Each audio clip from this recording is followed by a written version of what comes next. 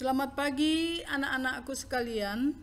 Selamat berjumpa kembali di pelajaran tentang cerita sejarah. Walaupun kita tetap dalam daring, tapi Ibu harapkan anak-anak kami sekalian tetap semangat untuk masa depan kalian yang lebih gemilang.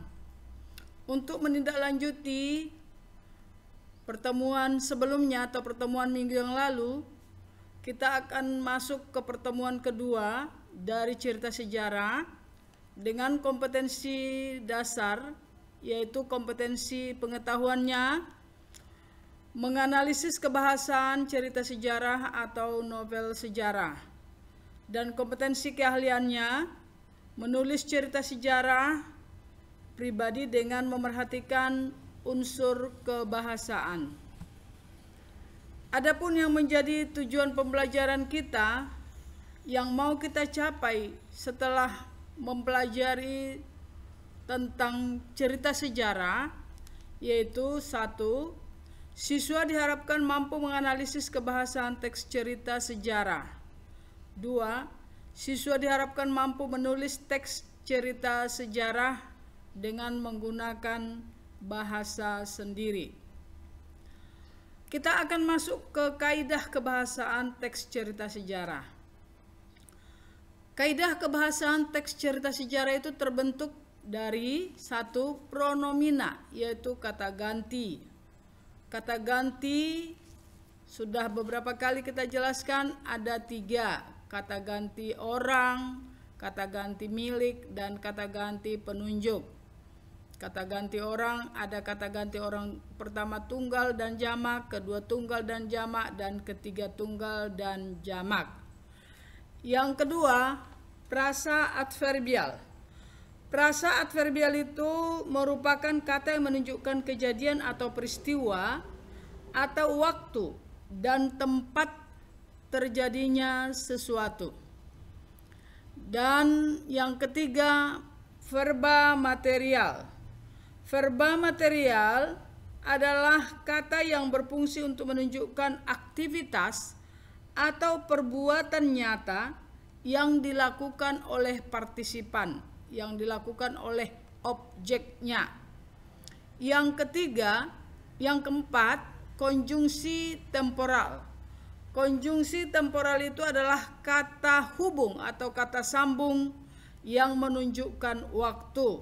Misalnya, beberapa tahun yang lalu, bulan lalu atau minggu lalu, atau untuk waktu yang akan datang. Tapi di dalam teks sejarah, karena sejarah itu adalah sesuatu kejadian masa lampau, tidak mungkin ada di sana kata yang akan datang, pasti sudah berlalu. Dan yang kelima, kaidah teks kebahasaan itu terbentuk dengan menggunakan kalimat majemuk. Kalimat majemuk adalah gabungan dari 2 kalimat tunggal yang dijadikan menjadi 1 kalimat. Jadi di dalam kalimat majemuk itu ada 2 subjek atau lebih, atau 2 predikat atau lebih. Di kalimat majemuk ini, kalau kita berbicara mengenai jenisnya, ada yang disebut dengan kalimat majemuk setara dan ada kalimat majemuk bertingkat. Untuk lebih jelasnya boleh dibaca di dalam modul yang sudah tersedia. Sekarang kita akan belajar bagaimana cara atau teknik penulisan teks cerita sejarah. Untuk menulis teks cerita sejarah, ada cara-cara yang harus kita ikuti, antara lain 1. Kejadian-kejadian yang diceritakan dalam urutan kronologis dari awal sampai akhir. Artinya kejadiannya itu harus diurutkan dari awal sampai akhir, atau boleh juga menggunakan alur mundur.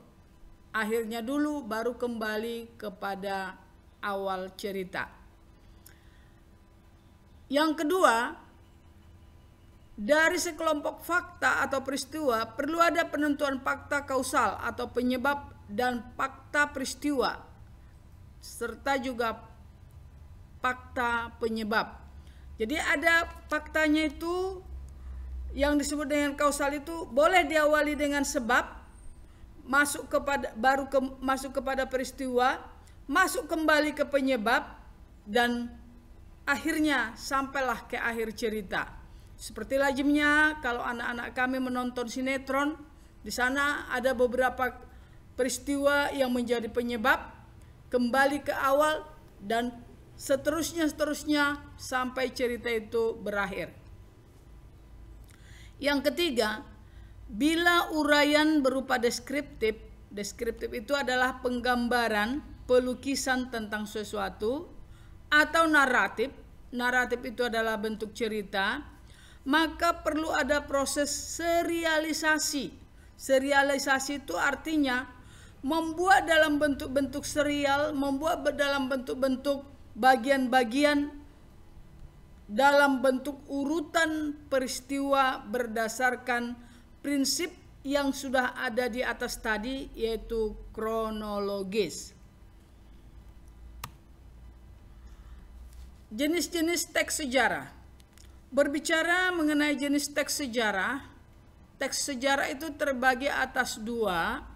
Yang pertama ada yang disebut dengan sejarah fiksi atau fiktif. Yang fiktif itu berarti tidak dapat diuji kebenarannya karena itu merupakan hasil imajinasi. Seperti 1 novel, 2 cerpen, 3 legenda atau lebih dikenal dengan dongeng, karena dongeng itu bukan hanya legenda, ada juga mitos atau mite, ada fabel dan lain sebagainya. Dan yang terakhir adalah roman. Sedangkan sejarah non-fiksi terdiri dari biografi, autobiografi, cerita perjalanan, dan catatan sejarah. Sekarang kita akan melihat perbedaan sejarah fiksi dengan non-fiksi. Di dalam sejarah fiksi, jalan cerita disusun berdasarkan dunia nyata. Sedangkan dalam non-fiksi tersusun oleh fakta yang objektif. Yang kedua, gambaran kehidupan batin seseorang tokoh lebih dalam. Sedangkan di dalam non-fiksi, gambaran kehidupan tokoh ditulis lebih lengkap berdasarkan fakta. Yang ketiga, pengembangan karakter tokoh tidak sepenuhnya terungkap. Sedangkan pada non-fiksi menyajikan kehidupan sesuai dengan data dan fakta. Dan sejarah fiksi juga menyajikan kehidupan sesuai dengan pandangan pengarang. Sampai di sini materi kita untuk pertemuan kedua. Dan kita akan lanjutkan satu kali pertemuan lagi untuk minggu depan. Ibu harapkan anak-anak kami mempelajari modul dan buku cetak yang sudah dibagikan supaya bisa anak kami menjawab pertanyaan. Selamat belajar dan salam sehat selalu.